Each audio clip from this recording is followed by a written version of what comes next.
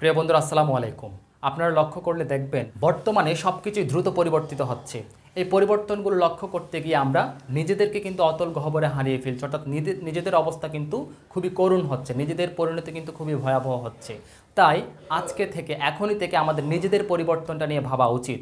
আজকের এই ভিডিওতে আমি মূলত নিজেদের পরিবর্তনটা কিভাবে সম্ভব, নিজেদের পরিবর্তন করার মূলত 3টা বিষয় আমি আলোচনা করব। যার 1 নাম্বার হলো পজিটিভ মাইন্ডসেট।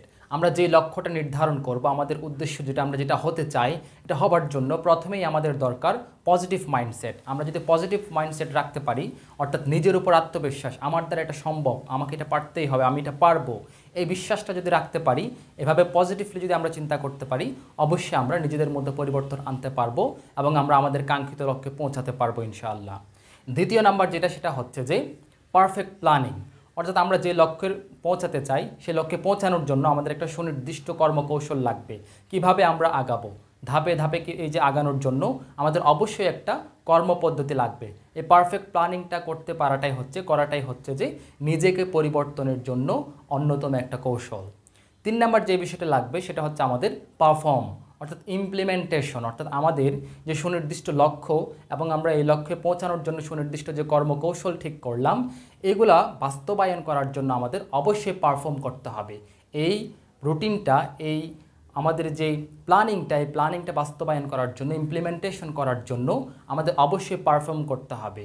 হ্যাঁ, এটা না করলে কিন্তু আগের যে দুইটা বললাম, যে পজিটিভ মাইন্ডসেট, যে আত্মবিশ্বাস এবং সুনির্দিষ্ট কর্মপদ্ধতি, এগুলো কাজে আসবে না। এই জন্য 3 নাম্বারটা হচ্ছে সবচেয়ে ইম্পর্টেন্ট।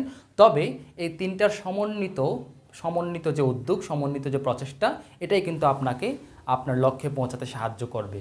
এই জন্য নিজের পরিবর্তনের জন্য অবশ্যই এই 3টা বিষয় জরুরি। প্রথমটা হচ্ছে পজিটিভ মাইন্ডসেট বা ইতিবাচক চিন্তা, অর্থাৎ আত্মবিশ্বাস। এই আত্মবিশ্বাসটা থাকতে হবে।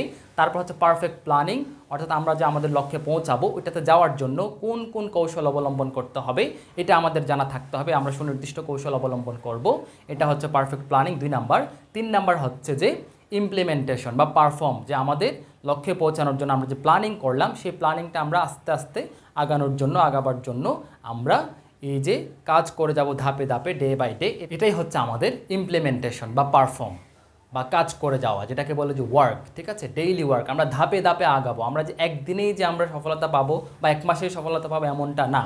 এই প্ল্যানিংটা বাস্তবায়ন করার জন্য আমরা জাস্ট কাজ করে যাব, ফলাফল একদিন অবশ্যই আমাদের হাতে পৌঁছাবে ইনশাআল্লাহ। তো এই 3টা পদ্ধতি অনুসারে আশা করছি প্রত্যেকেই নিজেদের পরিবর্তন করতে পারবেন। সবার জন্য শুভকামনা রইল।